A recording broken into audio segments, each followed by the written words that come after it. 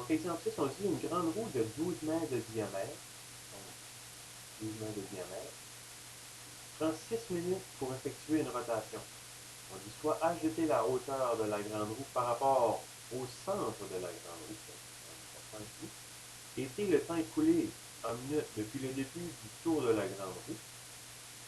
On dit Sarah débute son tour de grande roue au bas de la roue. Donc, ça pourrait que le tour de grande roue, après l'embarquement, qu'une personne se situe ici, que se situe là, ou peu importe. Et là, la grande roue dépasse. Commence, donc après l'embarquement de tous les gens. Mais dans notre cas ici, Sarah commence directement en bas. On dit quelle est la hauteur, sera sa hauteur après 8 minutes. Ce qu'on sait premièrement, c'est qu'après 8 minutes, elle aura déjà fait un tour au complet. Mais bon, qu'on le remarque ou pas, on peut quand même résoudre ce problème-là. Ce qui va se produire pour Sarah, sa hauteur, elle est à la valeur minimale.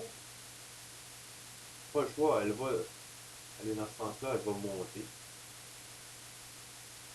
Ensuite de ça, elle va arriver au sommet à la hauteur maximale. Elle va redescendre dans ce sens-ci. La hauteur va diminuer. Jusqu'à ce qu'elle revienne à son point initial. Et là, la roue va continuer de tourner. Et on en aura quelque chose de cyclique. Une demi. Quelque chose comme ça. Maintenant, on va aller placer un plan cartésien là-dessus. Tout d'abord, à la verticale, on sait que la hauteur est mesurée par rapport au centre de la grande roue. Donc, le centre de la grande roue, dans le fond, c'est la distance, c'est le point de milieu entre le minimum et le maximum. Donc, ce serait ici. Donc, ça, c'est ma hauteur de référence, c'est mon h égale à 0. Donc, dans le fond, ce que je vais faire, je vais placer mon axe.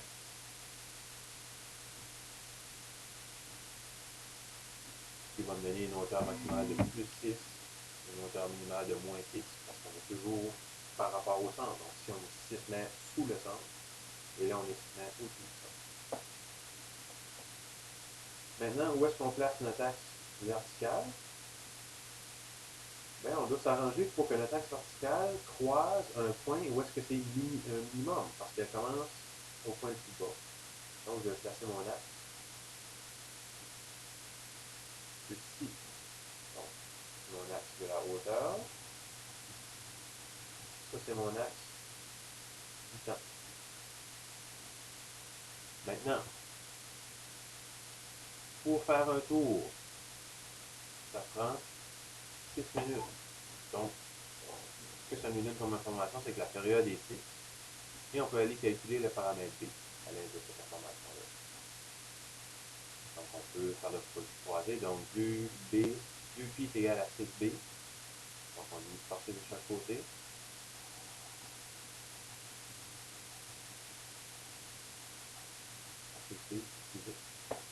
Donc, on trouve que B est égal à pi sur 3. Pour ce qui est de l'amplitude, moins 6 plus 6. Donc, l'amplitude est 6. Donc, la valeur absolue du paramètre A est 6. Maintenant, on doit se déterminer est-ce que c'est positif ou négatif. Avant cela, je vais aller voir mon point de départ. Le point de départ est une valeur négative. C'est un minimum. Donc, dans ce cas-là, ça va me donner...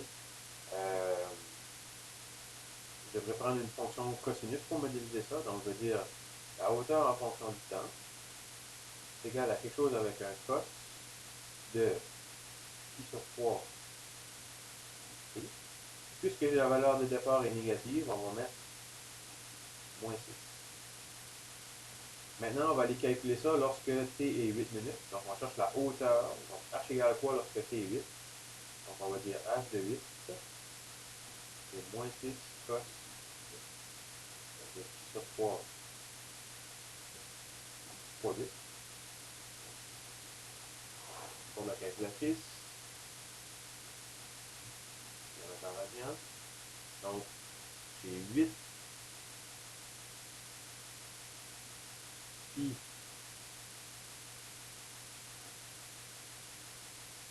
Donc, pi divisé par 3 faire x8. Donc ici, on va prendre le cos de ça. Et on va multiplier par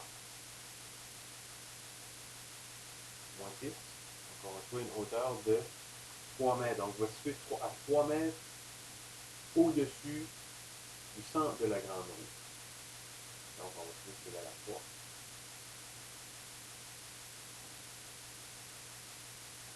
Donc graphiquement, ça voudrait dire qu'on situe le centre est ici. On est à peu près à cette position-ci.